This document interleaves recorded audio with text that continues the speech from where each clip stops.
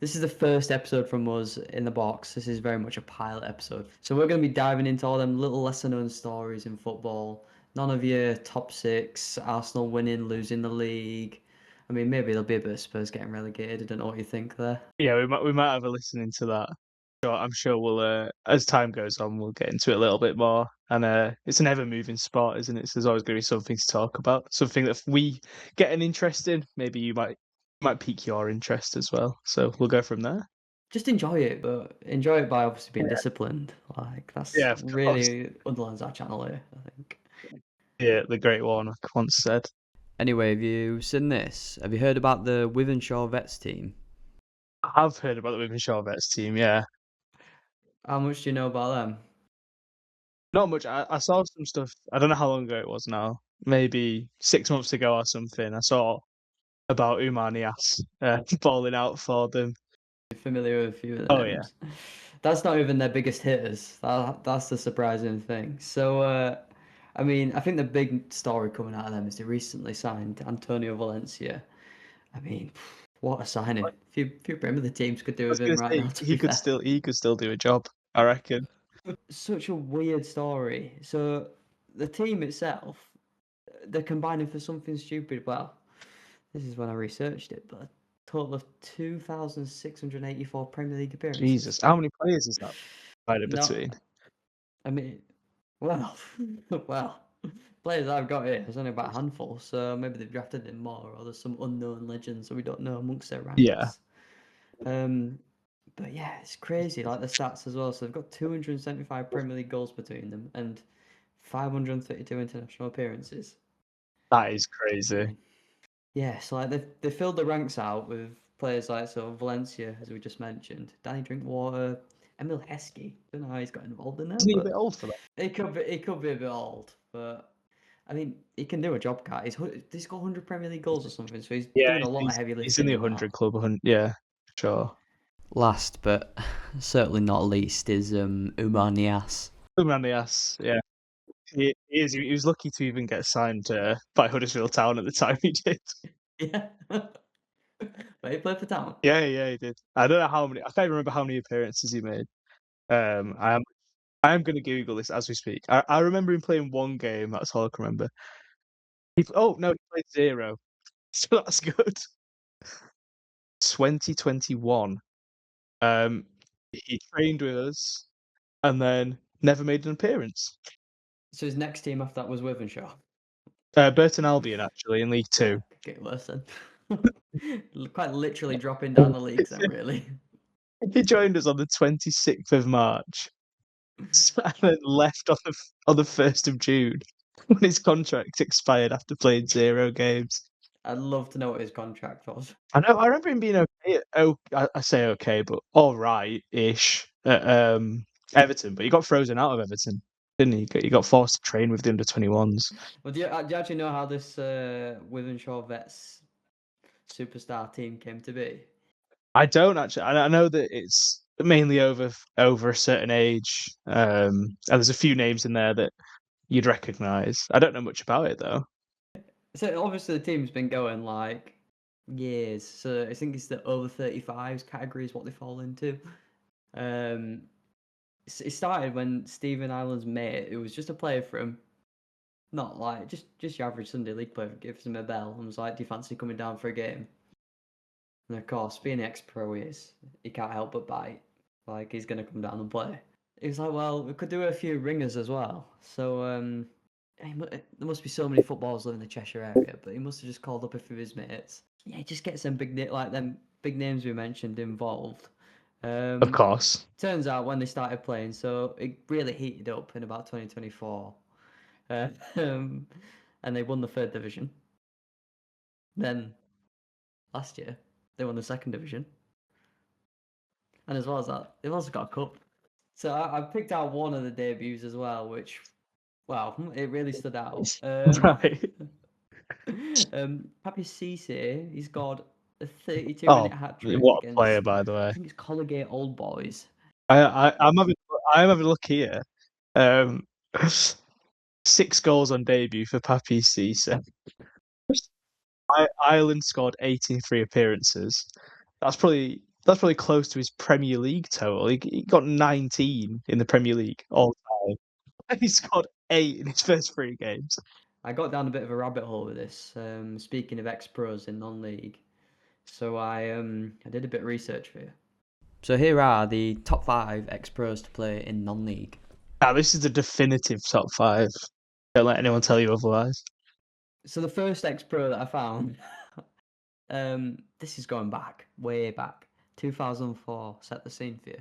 2004, Yorkshire, Garforth specifically. Guess who's turning out for them? I couldn't even tell you. Socrates, mate. The Greek that philosopher. Not quite. The old attacking midfielder. I think that Brazil World Cup winning attacking midfielder. Yeah, that's the one. That's the one, actually. Yeah. So back in 2004, he's turned out for Garforth Town, only for 15 minutes, mind you, in a 2-2 draw with Tadcaster Albion in the NCL Division 1 League. What's he doing there? Is my question to start with. That's the first thing that comes to my brain. What on earth is he doing in Garforth? In 2004 as well. He's gone the way of most Brazilian footballers when they retired. Like our good friend Mr. Ronaldo. But yeah, it turns out, so the reason he's playing for Garforth Town in the first place is it's come about from this fellow called Simon Clifford. Right. He's some sort of a pioneer. He's a revolutionary. He's a free thinker, much like Socrates, to be fair. Of course. So he actually set up Brazilian soccer schools in Leeds back in the 90s. So you can already see a bit of a connection for him there. And apparently he was like one of the first people to bring futsal over to the UK. Oh wow, that's really interesting.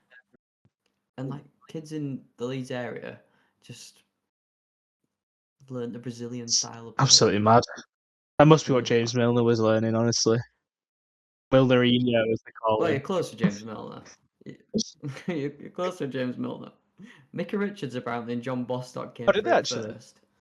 And he only got 15 minutes out of Socrates, but Lee Sharp turned out for Garforth Town. Really? Like a good 20 times. What? That's mad. I'm looking into it now, and it's 15 years after he retired from Botafogo, SP, to be specific. That's mad. So, and he was, what year was it? 2000. No, it wasn't getting paid. No, of course not. But he was 49 years old, turning out for Garforth Town. I mean, it goes back to the Withenshaw thing, doesn't it? Really, how old are they now? That's very true. But they're still putting in the shift. That is true. I'm looking at him now as well. Like obviously he's quite a very famous footballer. Let's say he is dead, unfortunately. But he's the bloody sponsor of Garforth at the time is Lego. I just realised in 2004 he was named by Pele in the FIFA 100 list of the world's greatest living players. So put in the same year he played for Garforth Town. Poor guy. So number 2, the second one I found. It's Paul Scholes. It's Paul Scholes playing for Royton Town. Of course. So back in 2018, they're making 500 appearances to Man United. He's coming out of retirement at the age of 43. Why do you think that is? Well, show for his Boy Town. Is it his home club? Was he Salford side? I just know him for being from around Oldham. I'm not sure. I mean, it does play a factor. So it's actually because his son Aaron, his Sunday league team is actually short of numbers. If you can believe that. No way. So Scholesy ended up making his debut against Stockport Gregorians. What a name! Brilliant. Lost 1-0, didn't he? He's only lost 1-0 in his debut. The MFL Premier Division. For a man who game's gone. Yeah. I mean, he must have done something right because they wanted him back for 2 more games after that. So he made 2 more appearances before finally hanging up his boots again. But his initial debut, just going back to what I said, it was 8 players were missing from the first team, from the team, before he could get involved. And Royton Town, he was sitting in the 11th tier of English football. Flipping heck. Man of the people. Yes, indeed. So whilst you're obviously discussing these people, I'm having like a bit of research into them. Something that it's just very nitpicky for me, but could he have not played one more game? Why He's is on that? Oh, to 499 Premier get the League appearances, but one more game for United because he would have be 500 games on the dot, but he's 499 Premier League appearances. Disgusting, really. I think he got his testimonial. Don't Well, you that's worry true. To be about that. fair, yeah, Definitely got his that is true. testimonial. You'll enjoy this one. There's a man who's going to Greece Did very soon. Cyprus even. What do you remember of one Kostas Manolis? oh Greek god, Greek Greek god in Rome. So he appeared in that. Do you remember that Remontada versus I do Barcelona? indeed. Oh yeah, it finished 3-0 to Roma. But yeah, so after appearing in the famous, I think he scored. So after scoring in that Remontada versus Barcelona, he now turns out in the regional leagues in Greece. Absolutely mad. So it's the league he's playing in. It's effectively the 10th level of English football, so semi-pro. And since like 2024, he's made 29 appearances, scoring 26 goals. Oh my god! I guess where he's playing. What position do you think this storied centre Has to be playing up front. He absolutely is. He absolutely. He's taking Ben's free kicks. He's doing a lot. So initially signed on a 1-year deal, just being a beautiful part Can't of the blame world, really. No, you absolutely can't blame him. He's had a very good career. I will say, news just in this year, he's actually moved on from his boyhood club. He has moved to Northcote City Football Club, which is based in Victoria, Australia. And they were formed in 1960 by Greek Australians, Greek migrants who moved to Australia in 1960, created the club. And he's turning out for them now. The number 4 on my list for ex-pros that played in non-league is Ballon d'Or winning Jean-Pierre Papin. Oh, really? Yeah, I mean, the team he's played for, it's almost too French to say what it is. I'm gonna give it a go. So it's Union Sportive de Lège Cap Ferret. Hooray.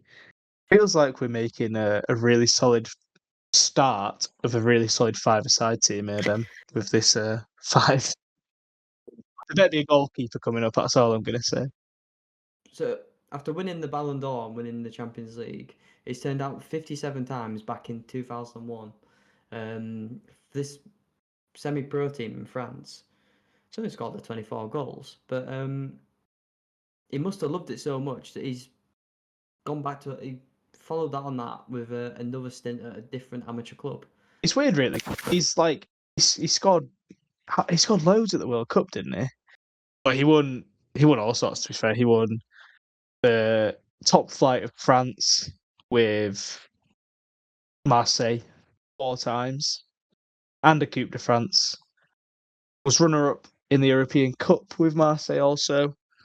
He's had a good career. Is that Yeah, what we're saying? Like, 100%. Is he still alive? He is. He is indeed. Just 62 years of age, loving life. So yeah, the last ex-pro, you're going to enjoy this one. I'm excited. So it's Paddy Kenny. God, yeah. You're thinking, wow, why is he in there? During my research, I came across this little snippet on Reddit.